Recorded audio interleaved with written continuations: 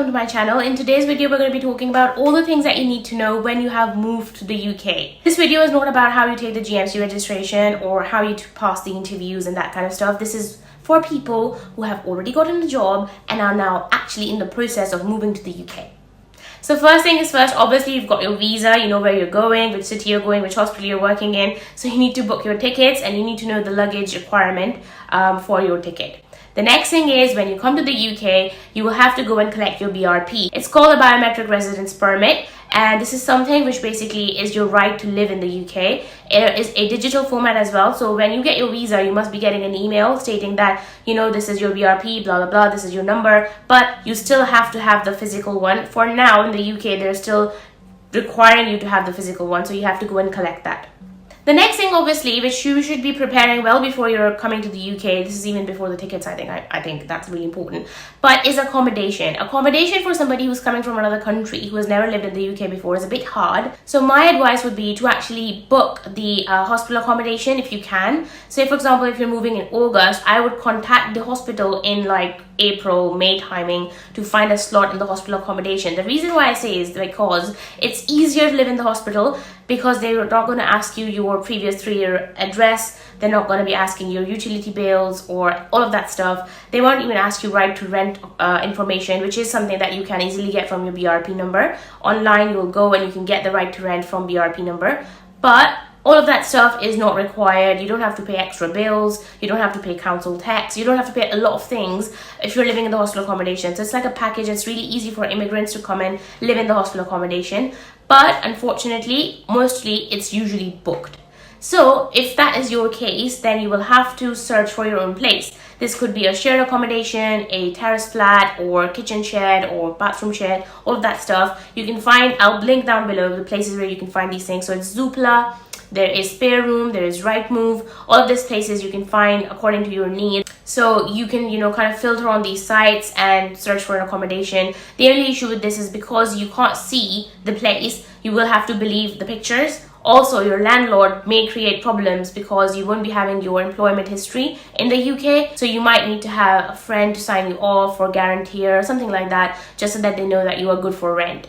Otherwise, what you can do is come a bit earlier. Say, for example, if your job starts in August, you can come a month earlier and go and search for accommodation yourself. But as I said, this is a very lengthy process and it takes a lot of time, especially if you're going to live in a really, really big city. The places there are very, very less. So you will have to start your search at least 3 to 4 months prior before you're actually going to be coming to the UK. Right, so now you've come to the country, you've got BRP, you've got accommodation. Next thing you need is a bank account. So with bank accounts, you can open these online bank accounts, but mostly in the UK, you have to pay things online. And when you come to the UK, they're not just going to magically give you an account, like proper account, just like that. You need to have an HR letter from your hospital, your employers, wherever you're going to be working for. You need to have your visa details with you. Obviously, you need to have your BRP. All of that stuff needs to be checked. So then you get an appointment from the bank. So it's a lengthy process. But opening a bank account is not something that's going to happen in one day. But what you can do is open these online bank accounts, which is either Monzo or Chase. I'll link them down below. And basically, what you can do is put your money in these accounts and they can give you the power to do online transactions. So say, for example, you're unable to pay for your rent when you're outside the UK. Now you're in the UK, but you still don't have a bank account. And your landlord is not accepting cash. They usually go for online transactions or bank account transactions. You need a bank account. So how do you do that? You will open these online bank accounts and your salary is not going to be coming in these accounts. So it's not like this one done deal. You still need to have a proper bank account, which you will obviously open once you have your HR details and things. But in the meantime, for your grocery shopping, for your taxis and Ubers and your rent and all of that stuff, you can easily do that from your Monzo accounts or Chase accounts, whichever you prefer. And definitely do that, because most of the things here, even if you go and buy like a coffee, you can pay online. And I prefer that. So I think it's easier to get these accounts, and you do get a physical card with these accounts, even though there's no physical bank for these accounts, but you do get a physical card and you can use your phone and your watch for these as well. So next thing is to definitely open a bank account, and both bank accounts, the online one and definitely the physical one. Obviously, you have a job, you have to start your job. Make sure that the HR department has scheduled your occupational health appointment. This is something which is usually missed or not remembered, and then your start date gets delayed. Coming from that topic, When you come to the UK, you're not going to be getting your salary on the first day you come. Obviously, you have to start and you will be getting your salary at the end of the month or the start of the next month. Therefore, you need to have a backup money to last for that one whole month. If I have to give an average, I would say you should definitely have a minimum of £2,000. And obviously, because you don't have a car at this moment, you will be using transport a lot. There's a lot of things that go around. You should be definitely having some backup money in order to facilitate yourself for one whole month. Talking about transport, once everything is sorted, you have an account, you have your BRP, you have started a job, your HR, whatever, everything is done, you no longer require your BRP's physical presence with you, is when you will apply for your provisional license. It's all online. You can apply for it and you have to send your original BRP. I don't think they require the original BRP anymore. Since COVID, things have changed. You have to check that. But you need to get the provisional license. Even if you're somebody who's never driven in the past, I would suggest UK is not a place for you to live without any car. If you're living in London, yes, you can live without transport. But then again, are you going to live in London for the rest of your life? I mean, you're going to go and travel, isn't it? You don't want to go to Lake District and Peak District and Cornwall and Edinburgh and Inverness. Like, there's so much stuff. I traveled a lot, by the way. So you definitely need to have a car. For people who've already driven in the past and they do have an international driving license, they can actually drive for a year. But I still recommend, why pay so much insurance when you can, in the next 1 year, you can get like everything sorted properly. So yeah, next step is to do all the car bits. All right, this tip is for somebody who is unlucky and has not gotten hospital accommodation.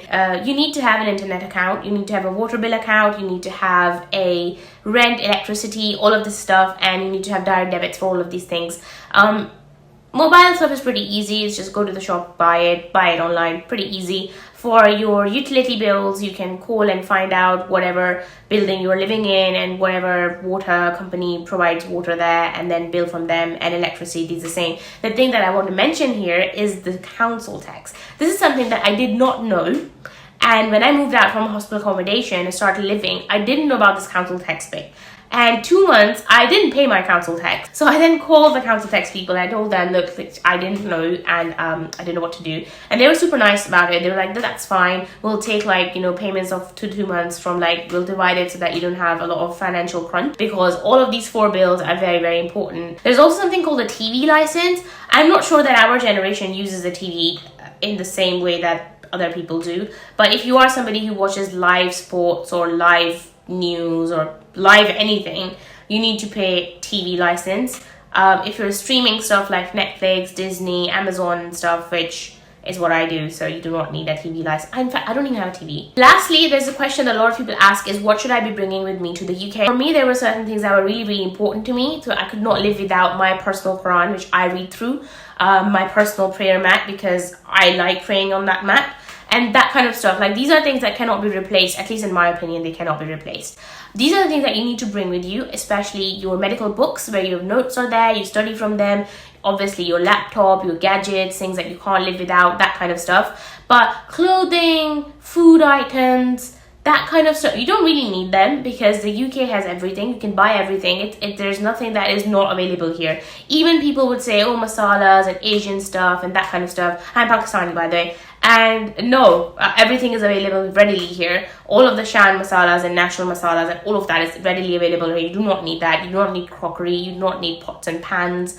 You don't need any appliances like heater or all of that stuff is not needed. If you have personal clothing items which you cannot live without, then yes, bring them with you. But in the UK, the weather is very unpredictable. It rains all the freaking time. So if you're from a hot country, most of your clothes are not going to work here. And you don't need to buy jackets from your country. Just buy it from here. So yeah, essentially, you do not require a lot of stuff.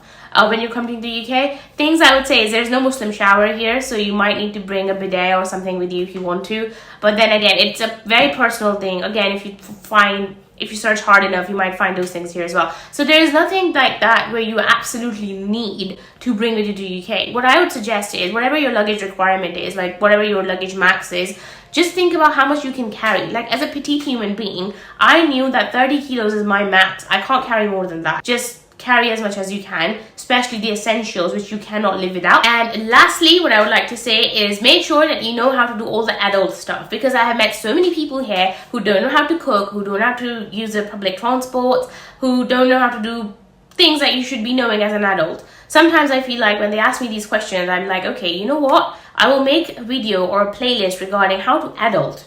Because as an adult of 25 something, you should be knowing how to cook, clean, pay your own bills, do your own groceries, all of that stuff. You know, that's an independent, you need to know all of that. Make sure that if you're someone who doesn't know, and I'm not talking about gender roles here, please, this is not a feminist channel.